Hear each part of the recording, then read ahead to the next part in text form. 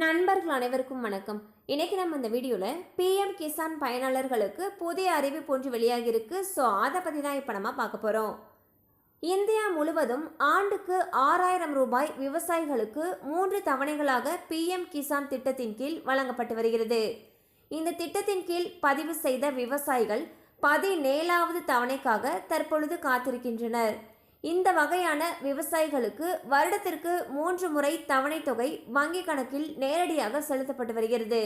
இந்நிலையில் 17வது தவணை விரைவில் வழங்கப்படும் என்று எதிர்பார்க்கப்படுகிறது. நாடு முழுவதும் தேர்தல் நடத்தை விதிமுறைகள் அமலில் இருப்பதால் தாமதமாகலாம் என்று கருத்து தெரிவிக்கப்படுகிறது. ஏற்கனவே இருக்கும் திட்டங்களுக்கு நடத்தை விதிமுறைகள் கிடையாது என்பதன்படி மே மாத இறுதிக்குள் இவர்களுக்கு 17வது தவணை தொகை வங்கி கணக்கில் வரவு வைக்கப்படும் என்று தகவல்கள் வெளியாகியுள்ளன. இந்த தகவலால் விவசாயிகள் உற்சாகம் அடைந்துள்ளனர்.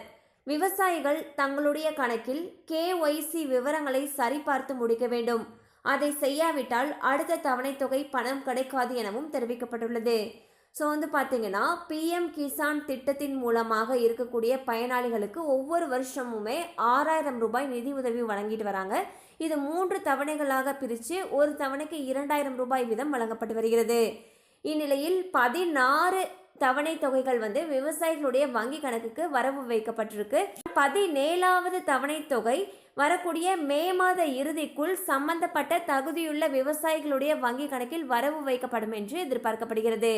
அது மட்டும் இல்லாமல் இன்னும் யாரெல்லாம் KYC விவரங்களை அப்டேட் பண்ணலையோ அவங்களும் அவங்களுடைய விவரங்களை அப்டேட் பண்ணணும்னு சொல்லியிருக்காங்க. அப்படி அப்டேட் பண்ணாதவங்களுக்கு அடுத்த தவணை தொகை கிடைப்பதில் சிக்கல் இருக்கும் என்று எதிர்பார்க்கப்படுகிறது.